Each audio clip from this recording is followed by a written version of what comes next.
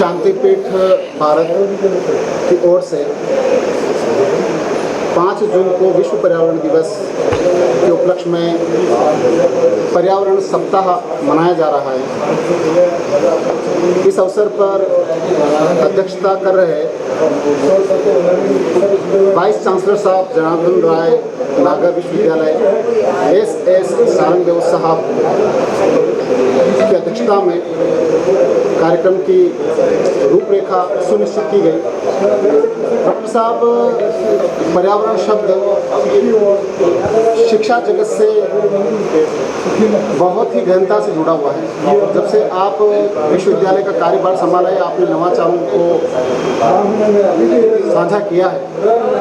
इस संदर्भ में शांतिपीठ के प्रयासों में आपकी नज़र में और किन विषयों को समाहित किया जाना आवश्यक है? देखिए, शांतिपीठ की जहाँ तक बात है तो मैं त्रिवेदी साहब का बहुत ही आभार व्यक्त करना चाहूँगा कि आप समय समय पे जो सामाजिक सरोकार से संबंधित जितने भी मुद्दे हैं, तो न केवल पर्यावरण, बाकी सभी मुद्दों पे भी आप चर्चा परिचर्चा करवाते हैं।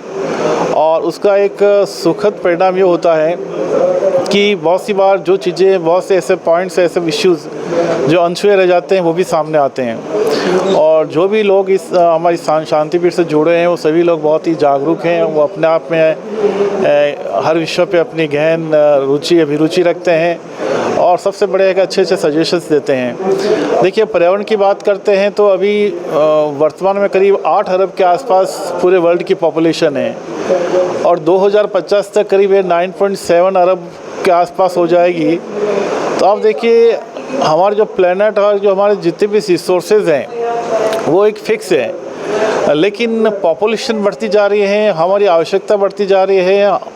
ज़रूरत इस बात की है कि एनवायरनमेंट को बिना किसी हार्मिंग किए हुए कैसे हम सस्टेनेबल डेवलपमेंट की ओर बढ़ें, कैसे हम बिना अभी आवश्यकताओं को बिना किसी समझौते के रोके हुए हमारी भावी पीढ़ी के लिए हम कुछ छोड़ के जाएं।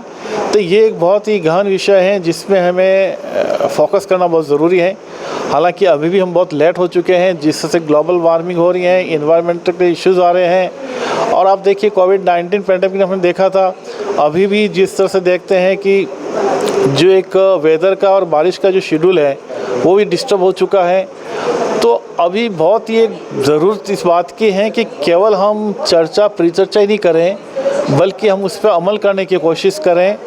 और इस शांतिपीठ संस्थान के तत्वाधान में जितने भी जो कार्यक्रम होते हैं वो उसकी कंप्लाइंस होती हैं, उस पर वापस हम जब नेक्स्ट मीटिंग करते हैं तो उस इश्यूज़ पे बात होती है कि जिन इश्यूज़ पे जिसने बात करी थी, हम जो कुछ करना चाह रहे थे वहाँ कहाँ तक पहुँचे। तो एक बहुत अच्छी शुरुआत है और अभी एक हफ्ते का प्रोग्राम पूरा तय किया गया है जिसमें पेड़ लगाना है, जिसके साथ ही जो कुछ ऐसे पॉइंट्स हैं, जैसा अभी बोरा साहब ने बताया कि कुछ ऐसी चीज़ें हैं जिसमें आइडेंटिफाई करनी बहुत ज़रूरी है कि जिसके माध्यम से उसको नष्ट होने से बचाया जा सके। तो इन सभी इश्यूज़ पे बात चल रही है।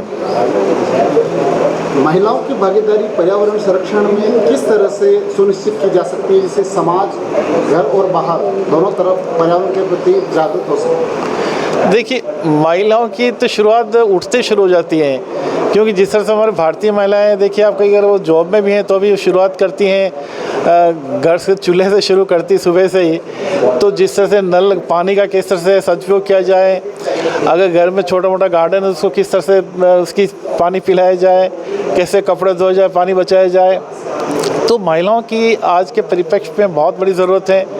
और भारत में अगर अभी देखें तो 80% से ज़्यादा महिलाएं शिक्षित हो चुकी हैं। तो एक शिक्षित महिला, जैसा कहा जाता है कि न केवल एक परिवार, पूरे राष्ट्र के लिए बहुत ही एक संबल की बात होती है। आपका बहुत बहुत आभार, धन्यवाद। Thank you.